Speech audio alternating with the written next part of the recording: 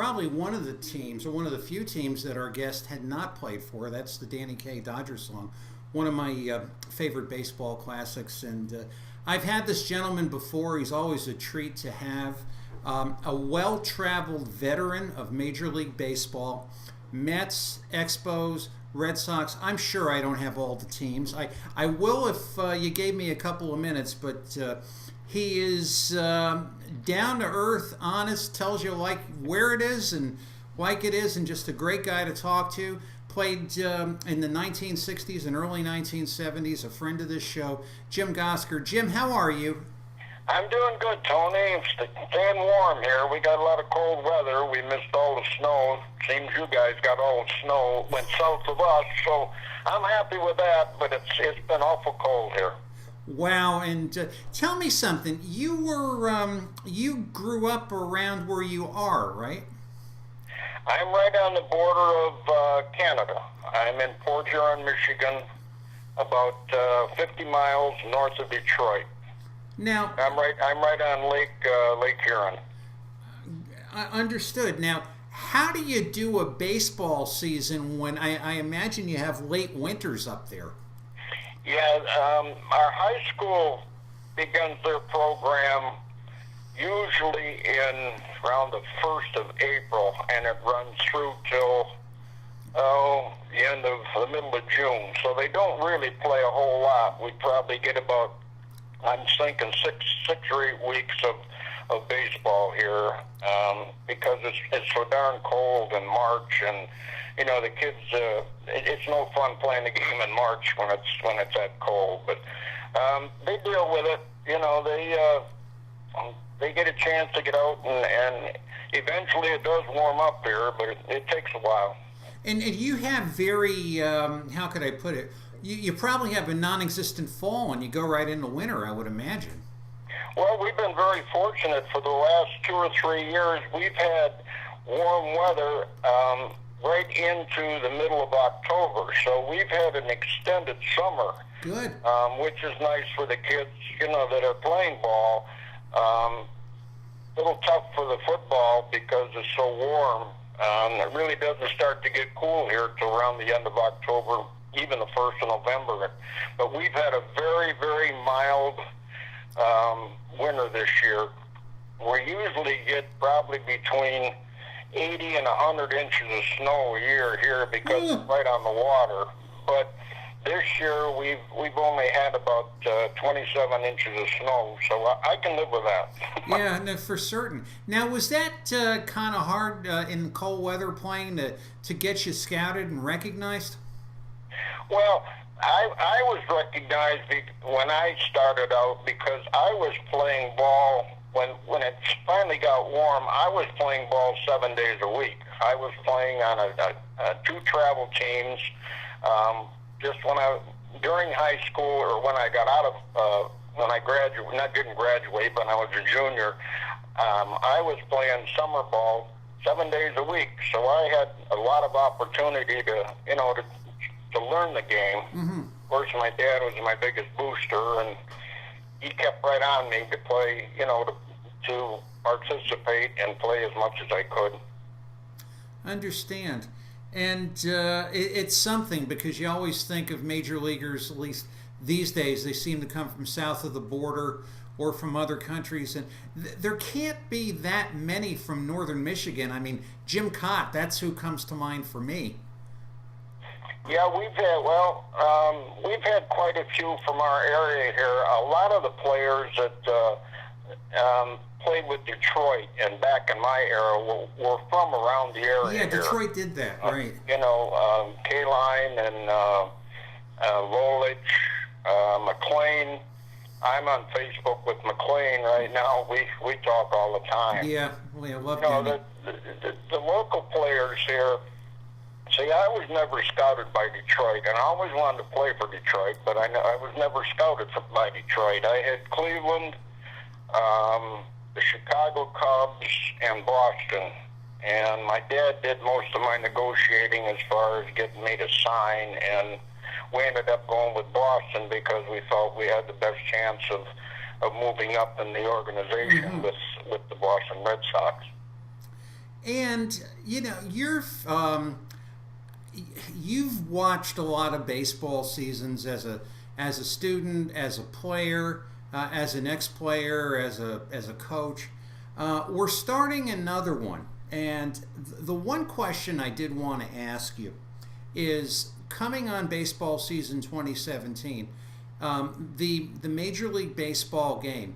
What is good about it? What is bad about it? What do you really like? What don't you really like? And what needs to be changed? Well, from my standpoint, when I played, we had a time limit on getting back in the box, from pitch to pitch. I sit here and watch games here, and I know if you talk to a lot of the other players that played in my era, the umpire would say, get back in the box, let's go. And, these kids nowadays, they got to get out, they got to play with their gloves, and that slows the game down. It's boring to watch. And I think most of your players, when I played, the umpires said, get back in the box or, we're going to have a problem. And that is, if they would quicken that up, if they would, they have this new rule coming in, and I really don't like it, that they're going to intentionally walk, the coach will come out or the manager would say, I want to walk that guy. Well, that takes all the fun away from it. Mm-hmm. You make the guy throw the pitches. I don't know. I don't know why they want to change things. I think the game is a great game. It was a great game. The uniforms that these guys wear now, we couldn't wear that type of uniform when we played. We had a dress code. We had umpires that would sit in the stands during our warm-ups. If we talked to other players or fraternized with other players, we'd get fined. So the game has changed, and I don't know if it's for the better. I certainly don't enjoy sitting there and watching somebody get in the batter's box and after the first pitch step out, play with their gloves, and that slows the game down. And I think the fan interest has depleted for that simple reason, because the game is so slow. I don't know how they can quicken it up, but something has to be done. And how do you feel personally about the replay rule? I like it. I think that, you want to get the call right.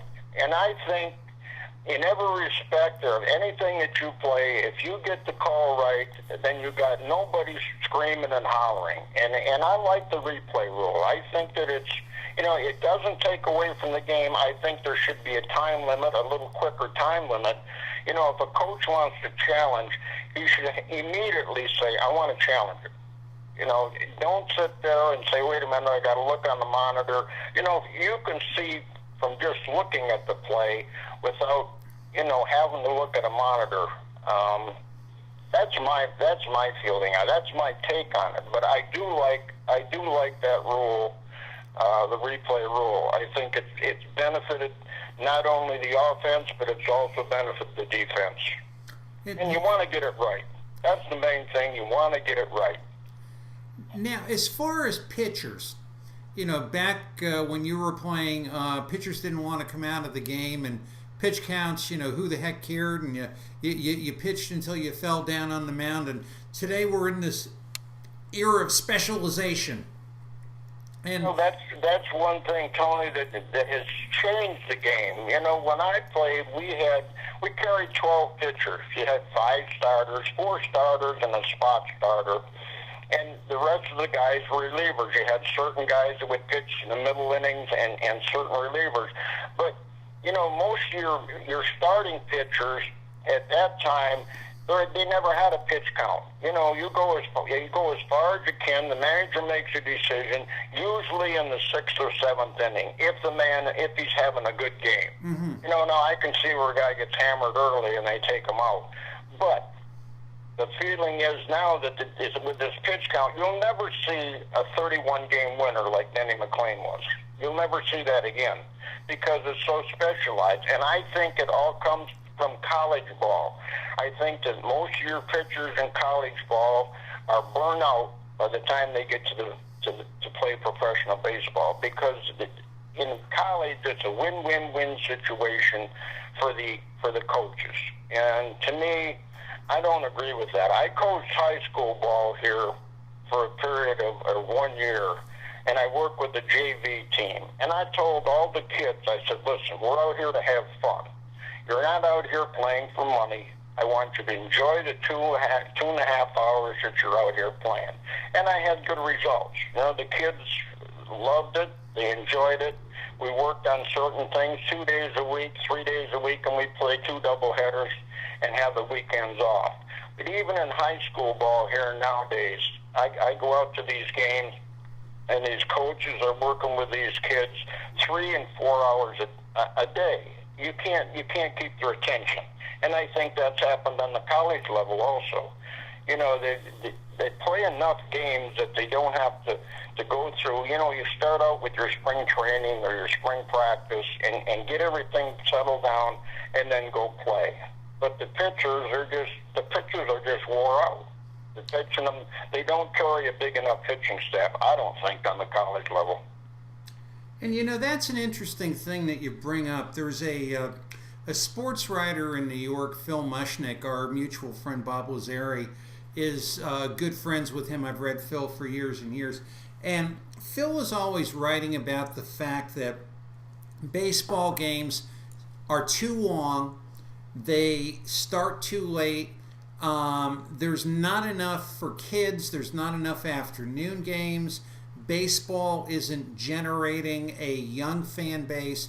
Kids are doing other things, and 20, 30 years from now, baseball is going to feel it. Now, you worked as a coach. Does any of that ring true with you? Well, yeah, I always instilled in the coach, a lot of, especially when you're working with young kids, when they don't have a good day, and they come back, or they strike out, they come back all sulking. And I always took them aside and say, listen, first of all, I don't want you to take the third pitch, the third strike. Mm-hmm. Swing at the ball. I don't care if you miss the ball. At least you're being aggressive. And the kids kind of, they'd come back and they'd be sulking. I said, listen, give that pitcher credit out there. He got you out. Don't let him do it again. Work on fundamentals that's going to make you a better ball player. And I've always instilled that, and I've always instilled in the kids, you're out here for 2 hours, give it the best you can. You should be able to go home in the evening and say, hey, I did the best I could. And you'll know if you didn't do the best. You'll feel it, you'll know it, and you got to work on the stuff that's going to make you a better ball player. I've always taught that with my kids. Have fun, enjoy the game, but learn the game. Yeah, that's and that's the whole thing. I think today there's a lot of parents that either they think the kid has a chance to play pro or a college scholarship or something, and there's a lot of pressure on kids. A fella I know who I played ball with years ago is in a business of making student players better so they can get scholarships. I don't think it was your era that they did that. It certainly wasn't mine. No, that is very true with the parents and the kids. The parents don't give the coach enough credit. They come out and say, well, he should do this, he should do that. Well, then, if he should do this and should do that, why don't you work with him at home instead of coming out here and screaming, at the coach because the kid is not performing the way that you feel he should? You should be working with him. And that's the problem with parents nowadays. And it's not all parents. Mm-hmm. Excuse me. There's a lot of parents that come out, enjoy the game, enjoy watching their kids play. But there's a chosen few that think that their child is going to be the greatest thing since soap. And it's not that easy. Believe me, it's not that easy. You have to work on fundamentals and work and work and work. And that's what I've taught every kid that I've ever been associated with, a youngster. Listen, you're going to come out here, you're going to have fun, you're going to enjoy it, and we'll go from there. And it's worked out for me, but, like you said, a lot of the parents are trying to influence the child to do more than he can do. And that's pretty sad. Yeah, and I mean, how few people make it up as far as you did to play big league baseball for a number of years. When you were playing, you always impressed me as a diligent, hardworking, hustling player. What player do you think, other than yourself, exemplified that kind of determination on the field? Well, two players come to mind that I played ball with. One was Tony Conigliaro, who was my roommate on the road when I was with Boston. A very dedicated young man. He worked hard. He knew he had to work hard because there was a lot of pressure on him in Boston. But he overcame that, became a great hitter. I mean, I know when he got hit, that was sad because he had a great future ahead of him. But he was a type of ball player. He was a grinder. Another player was Yastrzemski. He was a grinder, and he worked very diligently on his hitting, on his fielding, on his running. Those two guys come to mind that played in my era. As far as one of the better hitters that I've seen and played with would be Rusty Staub. Yeah. Very dedicated hitter. Lacked a little bit defensively, but he could swing the bat. I mean, and Reggie Jackson was probably the strongest man that I ever played ball with.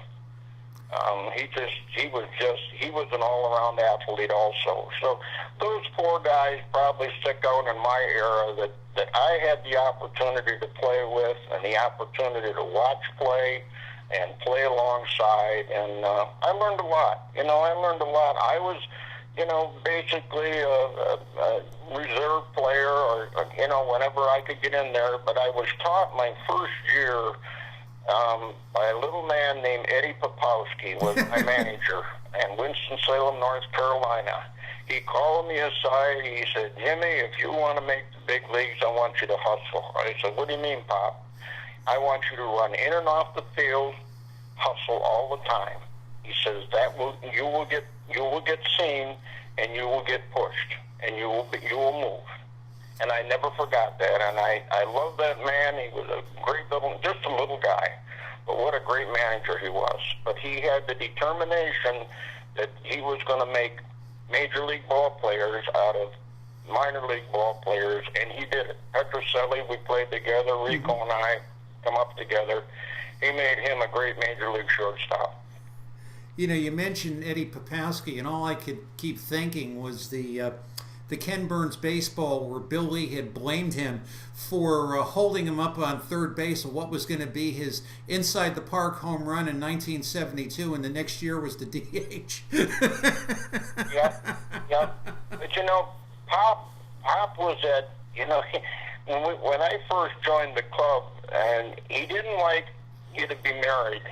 And he said, "If you're going to get married, you make sure it's the right woman." Ain't that the truth?